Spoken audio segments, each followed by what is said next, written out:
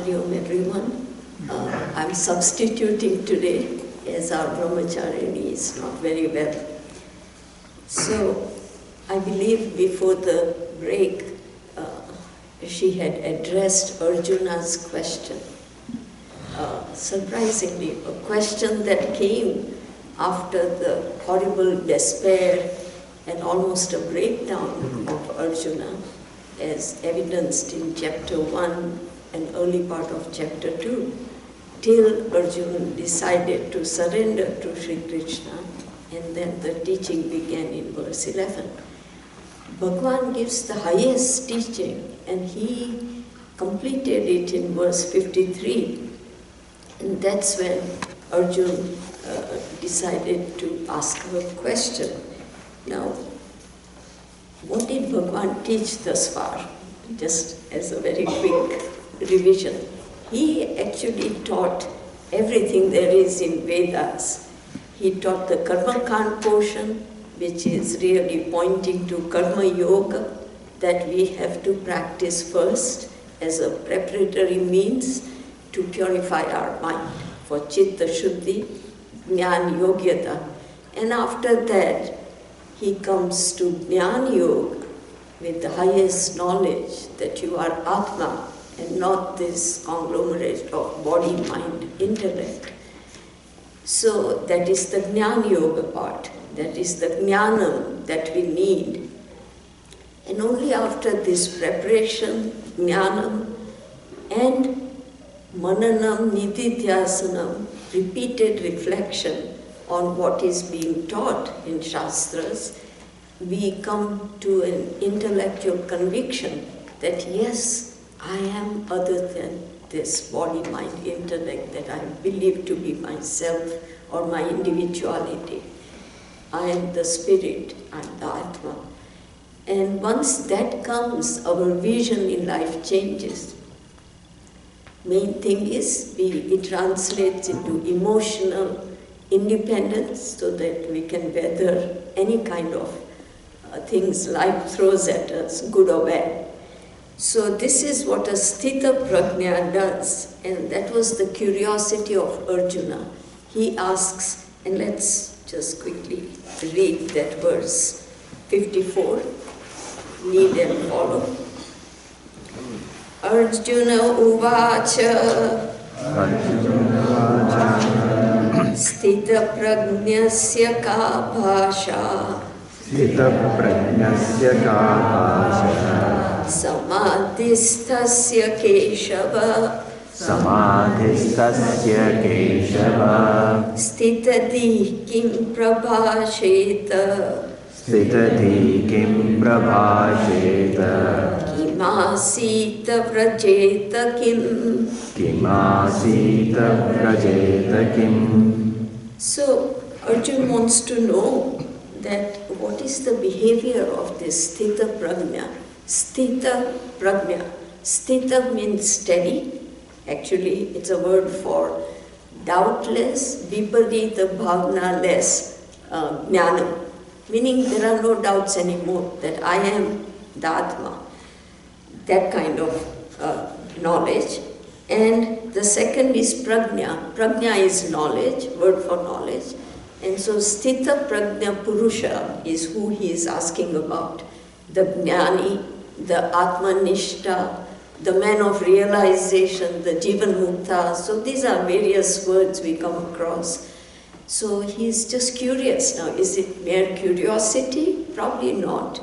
You know, he is an intelligent student, and he must have thought, well, what is in it for me? Like all of us do when we do anything. So he must be wanting to know benefits of struggling to get this prajna or wisdom so that it betters his life, his way of thinking, his vision in life. So that's his point. And our point is, that tells us that Gita is relevant even today for all of us. Very important to realize how well this is a thought out text by Bhagavan through Vyasa Muni, and how much it helps us to analyze our own mind We are not really interested in others' minds. We have to start where we are, find out our weaknesses, our strengths, and then develop the mind in purity, meaning in virtues, remove weaknesses, and then make the mind subtle, make it knowledgeable through all the jnana, and then attain this state of Jivan Mukti or Sthita Prajna.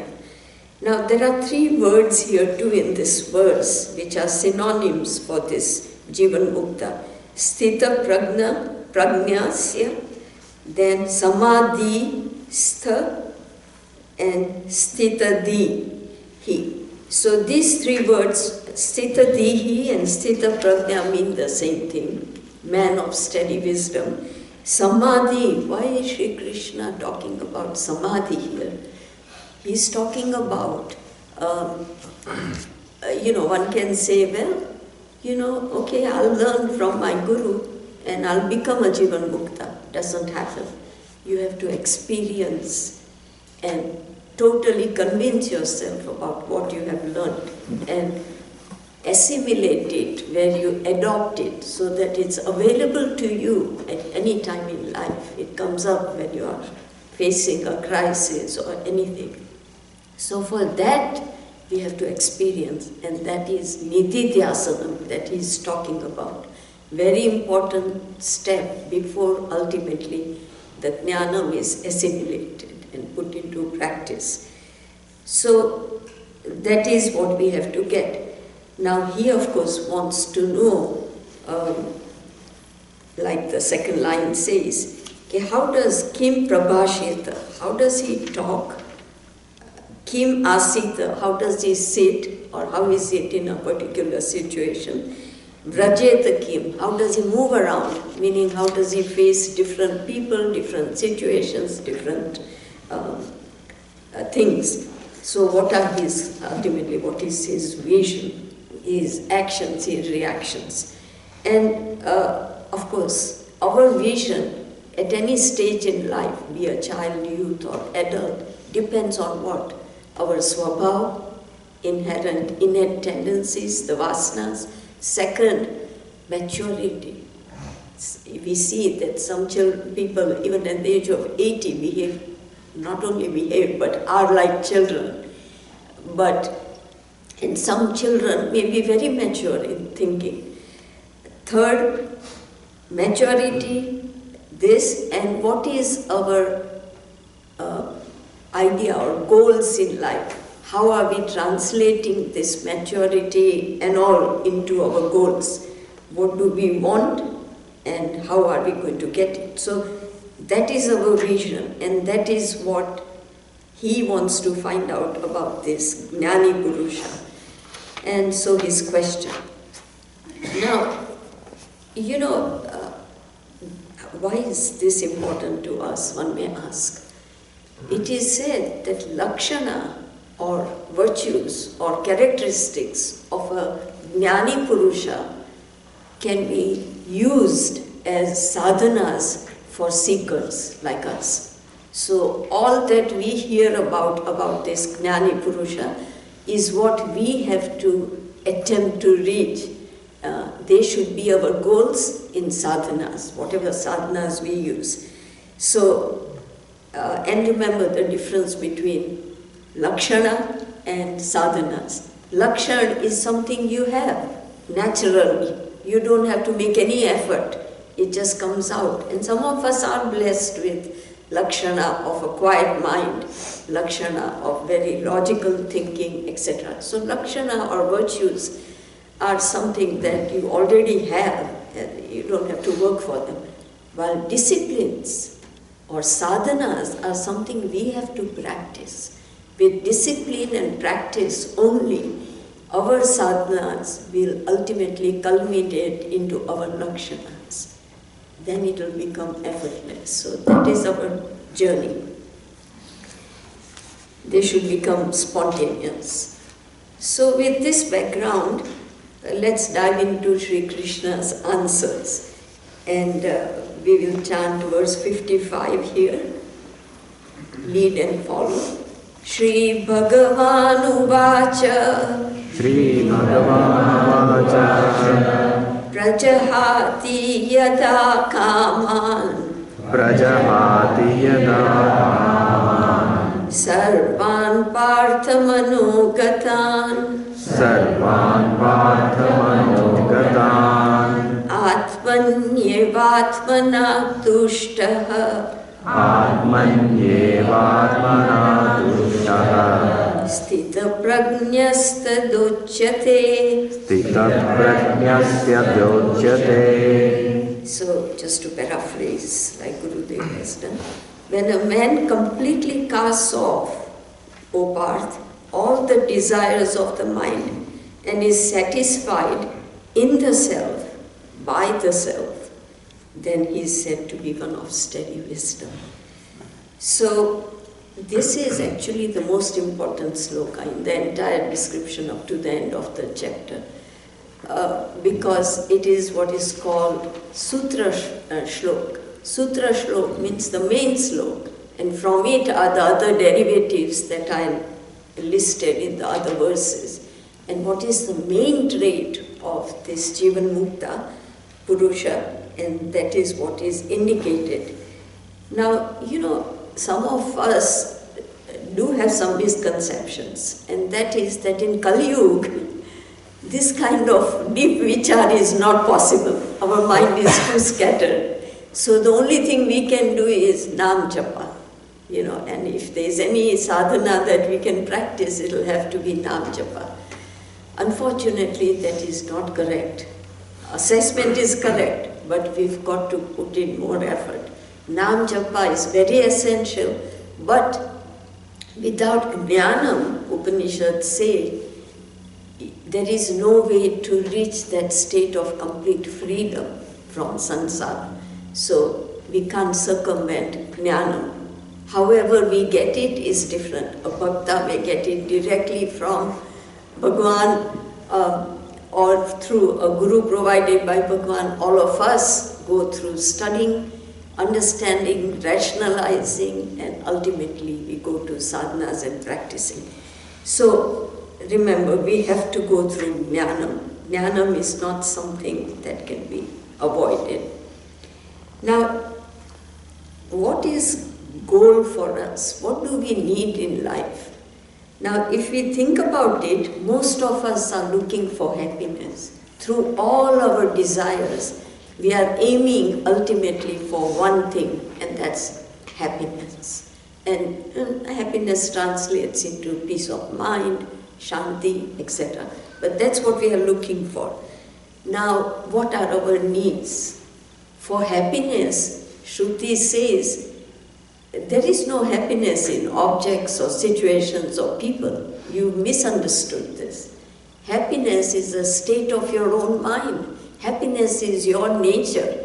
Remember, we say Atma is Sat Chit Anand Swarup. So Anand is in us.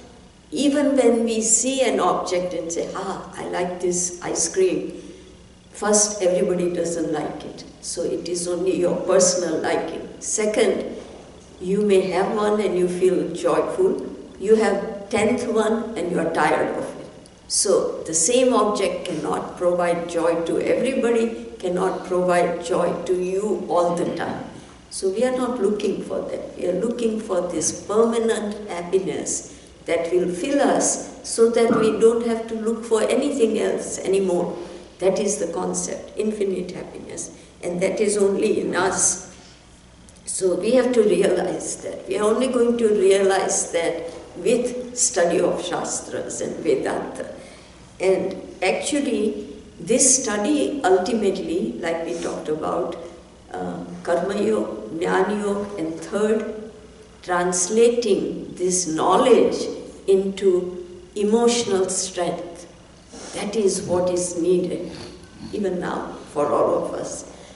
Why emotional strength? Because it's our emotional personality that bears the brunt of everything that we face in life. Then we think, but initially that's what hits us. Oh my gosh, I am going through this, etc. So, to not get upset when the setup around you changes is what we are looking for. That is the strength we need to continue life and take whatever it gives us. Because remember, life gives everybody, you and me and the Sthita Prajna Purusha, ups and downs. It's the nature of life, right? So let's now look at line 1. Prajahati yada kaman. He Parth, Sarvan Partha Manogatan. So he Parth, he Arjuna, Bhagavan says, Prajahati yada sarvan kaman manogatan. When, yada, when, and when there is yada, there is always the tada, which will come in the second line. When this happens, then this happens. So he's talking about when Parth, a person, prajahati, jahati, renounce, throw away, discard. Pra, the prefix pra indicates prakrushena, very well, totally. When a person totally renounces kaman, all desires, Parth, sarvan, all, and where are the desires located? In your mind, manogatan, the desires of your mind. Now here, interesting, in a hurry we may say, oh okay, I'm Sthita Prajna. I don't have desires for toys or a tricycle. Well, one time I did. And then what about your desire for BMW? Well, that is a different matter. So we go through desires, right, stepwise at different stages in life. But here he is saying all. All meaning it includes toys and BMW. It includes, it is not sour grapes. Oh, I would love to have this kind of a house, but I can't afford it, so given up. Not that kind of giving up. It's a giving up with understanding. So, not that. Third, when we talk about it, we can say, oh yeah, I give up desires. When? 8 hours of sleep. I'm not aware of my body, I have no desires at that time. Again, not what Bhagavan intends to tell us. He is saying all the time, totally. That's why the importance of the word pra suffix ahead of jahati, and sarvan, all of them. You can't choose and select. All desires have to go. Now, remember, human activity, one may say, and this is a common question everybody has, what are you saying? Give up desires? Then what would I be like? I'd be like a statue. First, a miserable statue. Miserable because I can't find happiness, which is what I'm looking for. All human endeavor is always motivated by a desire, and its goal is always happiness. So now I don't get happiness, so I'm miserable, and I live my existence in a misery. Or second, if this is all from desires and I don't have desires, does it mean I don't do any activity? I just sit at one place? Or is it a directionless activity like crazy mad people have? They don't know what they're trying to get, or a drunkard for that matter, but he does something. So is that directionless activity or miserable state? Are these two what I'm asking for if we don't have desires? So Shastra and Bhagavan both say, no. You have to categorize the desires. There are two kinds, several aspects, shall I say. One, the desire should be dharmic or should be legitimate. Legitimate means it's something at your stage in life you need. For example, as a parent, I need to provide for my children. I need to have a roof over our family's heads. I need to, give them some fun, plan for their education, etc. These are all legitimate desires, nothing wrong with that. Second, the desire should be moderate. Okay, today I'm going to enjoy a cup of coffee. Fine, but don't have a craving which keeps on hanging in the back of your mind and keeps pushing you to have more and more and more. So it should be moderate, within limits, whatever desire it is. I mean, nobody is asking us not to have fun in life, but keep that in mind, it should be moderate. Third thing, besides moderation, besides dharmic desire, most important, it should be a non-binding desire. Non-binding means it's not going to consume me. You know, desires are like worms. They wriggle in your mind. They never come out. You can go to Mansarovar, they'll be there. The desire will be there. You go on vacation, the desire will be there. Maybe temporarily suppressed. It comes back right away as you come home. So desires are like that. So non-binding. What is non-binding? Non-binding meaning, I'll take an example. If I have a child, obviously, it's very legitimate for me to hope for him to succeed in his studies, in sports, whatever it may be. Now, if it is binding desire, I want him to come first in class, no matter what. Second, I may push him against his aptitude to do something which is not in his interest. And poor fellow will do it because he is a child and I'm a parent, but ultimately a problem. He's suppressing what he really would like to do. So binding desires is a kind of a time bomb. It's going to hurt you and it's going to hurt the recipient, right? Ultimately, because you will be hurt when it doesn't happen. Your expectations are not met. You're going to be in a disastrous state. So that's why it should be non-binding. Meaning, yes, I do want him to succeed. It would be nice. I make it a preference instead of expectation. I make it a preference. Yes, I would like him to come in the first few ranks of the class. I'd like him to study hard, develop good study habits, etc., and participate in sports for his physical status. If he wins, loses, no matter, but he should participate. So this kind is a non-binding desire, nothing wrong. Binding desire, where we want a particular result. That's why Bhagavad earlier said, right, to us, Karmanyevadhikaraste ma phaleshu kadachana. Don't just have your eye on the fruit. You just do your duty and have your reasonable expectations and hope for the best. And that is what we have to do. Now, you know, even Bhagwan had desire. In Bhagavatam it says, so kamayata, just before creation, Sarga, Bhagwan had a desire. Let me become many. So even he had desire. So nothing wrong with the legitimate, non-binding, dharmic desire. That's the idea. So first rate of jnani that we are told about is this prajahati sarvan kaman manogatan. This jnani purusha, he has no desires. Desirelessness is his first trait, very important trait. And more important than that is the second line that Bhagwan talks about. Why is he desire free? He says, Atmanyevatmana tushtaha. Because he is already fulfilled. Tushta, santushti, atma santushti. He is totally fulfilled. From what?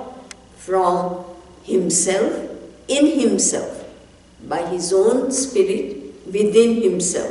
So he is satisfied in himself alone, eva, it says, stressing only by himself.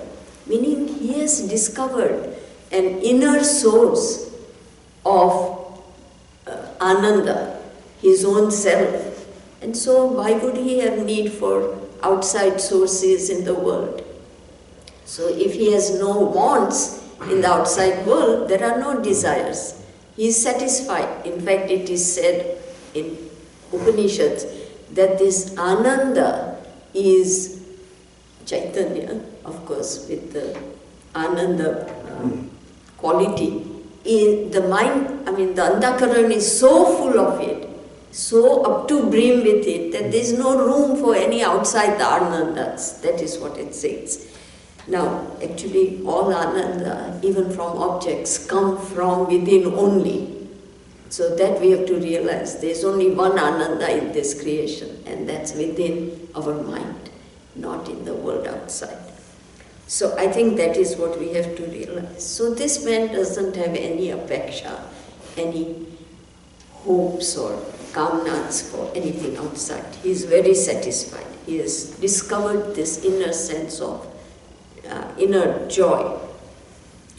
So that's why very often they are called Atma Rama, Atma Krida, meaning Rama Ramate. He is nicely sporting within himself. He doesn't need anybody else.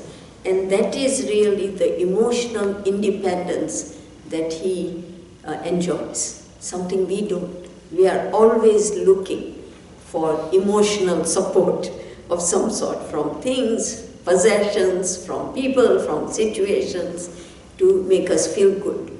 And that emotional support need gradually will go down as you study Vedanta and understand even intellectually some of this.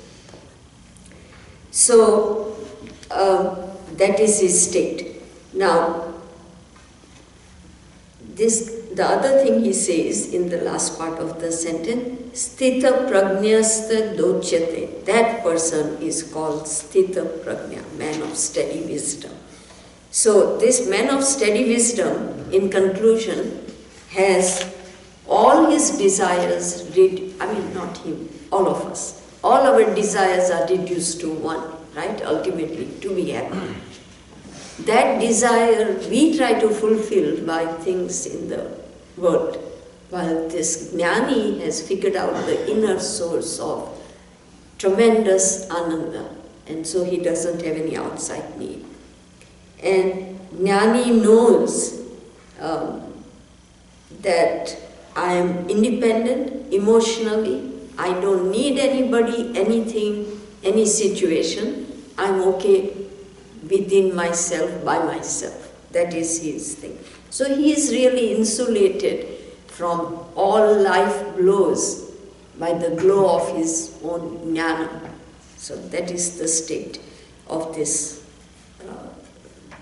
jnani. Now, the main trait in this verse is Atmani eva Atma, Atmana tushtaha, meaning he is satisfied in himself, by himself. That is the main trait. Because of that, he is desireless. That's why these two traits that we are talking about in this verse are desirelessness and second, total emotional independence of the Sthita Prajna person. So let's go with that to the next verse. Verse 56. Now in verse 56, Bhagavan is answering how this jnani moves about, what is his vision, how does he face life situations, be they favorable or unfavorable. And remember, even a jnani purusha has to go through his prarabdha, the karma load that he came with at the time of his birth. That's why we find, many people question, why do these jnani purushas have cancer and suffer? Everybody. Sri Vivekananda ji, his guru, Sri Ramakrishna Paramahamsa, everybody goes through illnesses, goes through situations of loss of parents and this and that, whatever it is. They go through just what we all go through. So prarabdha is there even after attaining jnana. But there are no fresh karmas that are being deposited in our load there are no more agami karmas, and sanchit karmas all have been burnt up like roasted seeds at the time of acquisition of liberation or self-realization. So agami karmas will not be there, but prarabdha is there. So let's chant verse 56, lead and follow. Dukkeshva anudvigna manaha Dukkeshvanudvigna manaha Sukheshu vigata spruhaha Sukheshu vigataspruhaha Vitaragabhaya krodhaha Vitaragabhaya krodhaha Stitidir muniruchyate. Sitadir munirujyate.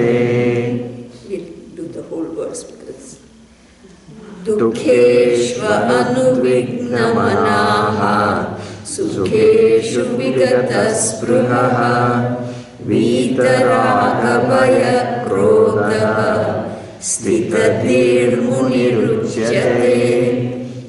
So he whose mind is not shaken by adversity, who doesn't go or hanker after pleasures, doesn't crave pleasures, who is free from attachment, raga, fear, bhaya, krodha, anger, is called a stage of steady wisdom. So we'll take the first part of the first sentence. Dukkeshva anudvigna manaha. Dukkeshu. Dukkeshu anudvigna manaha. If you break the word, sandhi. Dukkeshu, sorrow. Anudvigna, unshaken. And what? Of course, manaha, the mind. His mind is unshaken in any catastrophes or crises or sorrows. And, a great example would be Janak Maharaj. It is said that he was listening to his guru with many others, and one of the palace people came and said, "Arey Maharaj, your palace is on fire. Come quickly." So his response, "What?" A second later, "So what?" So that kind of an attitude. I got this. What? I got cancer? Well, so what? The body is likely to get diseases. That's a nature, dharma of the body. So I think that kind of attitude, not the attitude of why me? Why was I chosen? I've always been a good person. I do good, so why am I getting this? That is not how to handle it. Now, how can he do it, our Jnani Purush? Because he has the greatest shock absorbers, jnana. He has the knowledge that has been converted into his emotional strength. I keep repeating this because we have to understand that how. Now, dukkham, what is dukkham? Dukkham, three main dukkhas that everybody talks about or Shastras talk about. Adi, Daivik, given from phenomenal forces, earthquake, flooding, we don't have any choice in it. Adi Bhautik, around us, like that would be typically people who have disturbed us, relations, financial problems, lot of things, all of a child who is not doing what we want him to do, etc., etc. So all of these ruffle our mind as a parent, as mothers, fathers, etc. So these are three. But remember, sukha, dukkha are really subjective. What I consider dukkha may not be considered dukkha by a stronger personality. What I consider sukha may not be considered anything more than trivial joy by somebody else. So it's very subjective. So we are in control of that sense of am I dukhi or am I sukhi? Entirely up to us. We have to make up our mind. That's why people talk about positive thinking. So you see the glass half full instead of half empty. So you're not unhappy. You're okay. You're having difficulty, but you're okay. So that kind of attitude is what we have to develop. Now, how do we measure, one may ask? Oh, I've been doing Vedanta for 20 years. How do I measure? Have I developed any of this emotional strength, like the Jnani? Am I immune to some of these dukkhas or problems that come in life? So there are three measurements, our wise people say. One is the frequency of agitation in your mind will go down. Like previously I would get agitated with something my spouse would do. Now I say, okay, that's his nature, gone. So frequency, how often I get agitated, goes down. Second is intensity of my agitation. How badly am I disturbed? Sometimes even a word, oh, my colleague, my co-worker didn't smile at me today. What's going on? And then I'm unhappy for an hour, or I'm unhappy for the whole day. So the intensity of my reaction will go down. I'll just say, okay, maybe she has her own problems. It's okay. Once in a while, have I done, quick check, have I done anything wrong for her? No. So I'm okay, and she'll be okay. And then you say something pleasant and kind, and you're done with. So that is another. And third is time to recovery. If I do get upset, how long does that agitation stay with me? Not the intensity. Remember, intensity of disturbance, like Arjuna, it didn't stop at mind level. It went to mind, speech, and then body. In speech, we say bad words when we are very upset. Body, the whole body shakes, and you are trembling, and the voice is trembling, and that's the final anger. So that intensity goes down. And time to recovery, momentary versus life trauma. Some people say, oh, that event in my life has traumatized me for life. I still remember it. I can't forgive that person, etc., etc. We hear those things. So these are the three things that will change as you develop some of this emotional strength. Good to know as we practice the sadhanas that what's our milestone. Are we progressing? Okay, second part of the sentence, Sukheshu vigata spruha. Sukheshu, in sukha, in pleasures. Vigata spruha. Vigata, without. Spruha, craving, hankering. Oh, I must have it again. It was so good. I must repeat it. That is what leads to addiction, leads to compulsions, that I must have a cup of tea before I wake up in the morning, etc., etc. All of that comes from this feeling. So, in pleasures, stay balanced. That doesn't mean you don't enjoy. With a grim face, you listen to some music or whatever. No, enjoy it. But don't expect that enjoyment to linger on and on and on and keep repeating itself. Don't expect. Don't have those expectations. There's a beautiful saying in Sanskrit, Agate swagatam kuryat. When any desire comes, welcome it. Or anything comes, not desire, but anything comes, situation, welcome it. Oh, I have a headache now. Welcome. Hello, headache. Welcome. Come. What would you have? An aspirin, Tylenol? Just welcome it. Then to your amazement, you'll find it will go away quicker and your mind will not hanker around it. Oh my God, a bad day to have a headache. That kind of thing. You don't worry about it. Okay. Gachantam na vashyate. Don't ask it to come back when it's leaving. So, welcome it when it comes and let it go when it's ready to go. And that's how situations are in life, all of them, however bad. Even this will pass. I'm sure all of you know the story in our children's books that anything that comes has to leave. Arrival, departure is the nature of life situations and everything else. So to be happy or sad really depends on us. So that's one thing to remember in life. And another thing about sukham, we've heard of people, it's not even biologically very nice to get very excited, because people get heart attacks and all with a lot of excitement. There was a true story, I'm told, I don't know, that there was a politician who fought elections for 27 times and never won. 28th time he won, and guess what? When he heard the news, he himself was so surprised. Cardiac arrest. So too much excitement is not good for us either.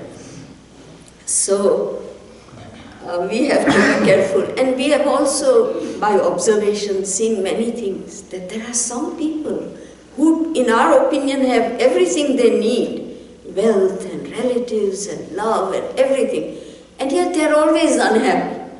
They can only talk about problems they have. While there are others who may be even handicapped, sitting in a wheelchair lifelong, and they always have a smile on their face. So it is very subjective. That is the thing to remember. So, and again, in our Shastras, Ramayana, Sri Ram, look at the samatvam he had in sukha dukkha situations, right? Abhisheka, coronation one day and suddenly changed to vanvas.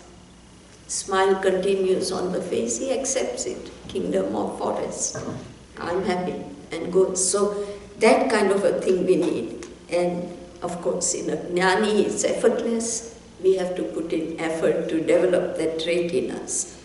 Now, line 2. Vita. Vita means without. Raga, bhaya, krodha. These 3 things. Free from 3 basic emotions. Raga here means liking, and more than liking, attachment. Big deal for all of us. Attachment. Second, bhaya, fear. Of course, actually they are all 3 brothers. When you think of raga, attachment, for example, to my grandchild, if something happens to the grandchild, that's a bhaya I have, fear. And if somebody does anything to my grandchild, to hurt him, anger, krodha. So all these 3 are also connected. And what is attachment? Again, something people do get a little upset about. Then why shouldn't we have attachment to our children, our grandparents, our spouses? Well, that is not what Bhagavan is talking about. Here, there are differences between attachment and love. Think of it. We must have love for our near and dear ones. That's what keeps us going in life, right? So we must have that. But there is a difference. Attachment is very selfish. It's for my own self. I want my grandchild and he is mine. Possessiveness. While in love, there is freedom. Okay? Yes, I love you, but I recognize that you are an individual, however young you may be, and you have your own likes, dislikes, etc. So I respect your individuality. I give you freedom to choose within limits. And while here, I'm sure you've seen many spouses. You do this or not. That's it. There's no other third choice, what you want to do. So that is something that one has to realize between these 2 words. Attachment is getting, always. What will I get? I want my grandson. Getting. While love is giving. Respecting the other person and giving. Meaning, in love, there is always tyaga. Like a mother and child, right? Sleepless nights when the baby is born, etc. With a smile. They may get tired, but they are going to do it. So, while in attachment, you may have demands more than giving. So it's getting. I want to get this. I don't care about you, but I want this from you. Like very often, we tell spouses, well, I want you to behave in this way. It doesn't matter how I behave, but he has to behave in a particular way. That's what I want. So that kind of a thing is an attachment which is not what is needed. In love, there's some freedom or there's space that you give the other person. So that is the difference between the two. That's why raga here as attachment is something our jnani does not have. He doesn't have any of these. He is without raga, bhaya, krodha. And he is free from all these. But at the same time, remember, he is not indifferent. He is not indifferent. From within him, he is so full of love that spills out to anyone and everyone. Because after all, when his vision changes to the vision of oneness with everything in creation, there's no difference. You are a part of me. That's how he would look at any person. So love is spontaneous, just like it's spontaneous for us, for every part, both arms, both legs, head, etc. So same thing, he would have that kind of a thing.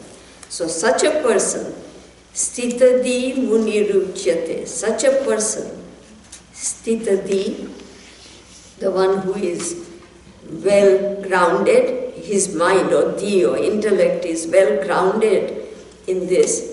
Muni, another word, Muni Mananamshil, somebody who has thought about things very carefully. And we find a wise person. We find that even among our relatives, we see distinctly how some grandfather may be very astute, we call him, or wise, we call him, and he has thought through things before jumping to an answer or conclusion. So Muni is one such contemplative person who has given a lot of thought to situations in life. So this Muni, through some Stita Dihi, he will attain Stita Dihi through the process of, we said earlier, Nididhyasana. Right? So that is what will happen. Now, in chapter 1, Bhagavad mentions, not Bhagavad, there is a mention of raga, shoka, moha. 3 things. Attachment leading to tremendous sorrow, like we said, if something happens to a grandchild, leading to delusion. I can't live without my grandchild. Moha. Those 3 are same as this raga, bhaya, krodha, anger expressed as that. Okay. So at this point, I can say that we have covered 3 main traits of Sthita Prajna, right? What are they? Desirelessness, according to our verses here.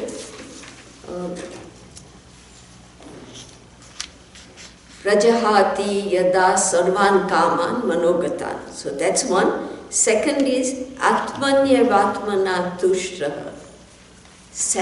Inner source of satisfaction, complete. Purnatvam, the other word you will hear in Shastras. Purna, complete. Purnatvam, completeness, complete satisfaction that I'm fine. It seems, I remember one play in Houston I had watched and I never knew why they were doing that at that time, about 35, 40 years ago. The thing was about completeness. And so they had a big circle and they had, various squares. First quarter, second quarter, third quarter, fourth quarter. And as the play progressed, they were adding the quarter on that postboard. And the idea, at the end, the idea was, I'm complete. And I thought, what are they talking about? I'm complete. But the idea was, I'm now Purna with that knowledge and things like that. So that Purnatvam, very important. That's a complete satisfaction in our mind where we are not searching for anything more. Like a good meal. After we've eaten a nice meal of our choice, what happens? You're complete completely satisfied. People can put any food in front of you, not interested. That's why he's desireless free. So that's the main trait in him, Atmanya Atmana Tushrihi. And then the third trait we saw in the next verse is the trait of Samatva, equanimity, which Bhagavan keeps on talking about later on. Equanimity in all pairs of opposites, be it Sukha, Dukkha, be it heat, cold, anything, Man, Apaman. In all those situations, the mind is quiet. It's not completely quiet. I mean, right now for us, we will feel insulted if somebody insults us, but how long? For a short time. Then we say, okay, that's the nature of the person, too bad. I don't think I am like that, so I'm not going to worry about it. So that kind of rationalization, and you move on, meaning it doesn't stick to you. It seems, I heard somewhere, that a man after birth and in early youth and adulthood, he is like covered with gum, the gum kids eat. So anywhere you touch, anywhere he touches, he will get glued. Whatever it is, situation, person, something that gives him happiness, he desires, he gets glued, and then he can't unglue himself. That's not what our Sthita Prajna does. He is unglued. He will still see what you are seeing, a nice dish in front of him. He'll enjoy it, he will eat it, feel satisfied, but he is not thinking, when will I get it again?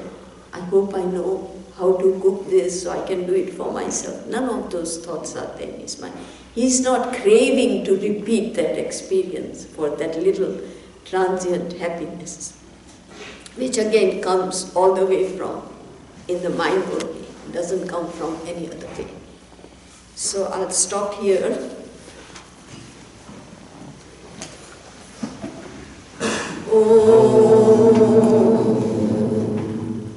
Purnamada Purnamidam Purnat Purnamudachyate Purnasya Purnamadaya Purnamevavashishyate. Om Shanti Shanti Shanti. Hari Om Shri Gurubhyo Namaha. Hari Om. Hari Om. Thank you. The next verse will talk about Rajeta King. How does he move around and face everything? So again, like he faced in the 56th verse.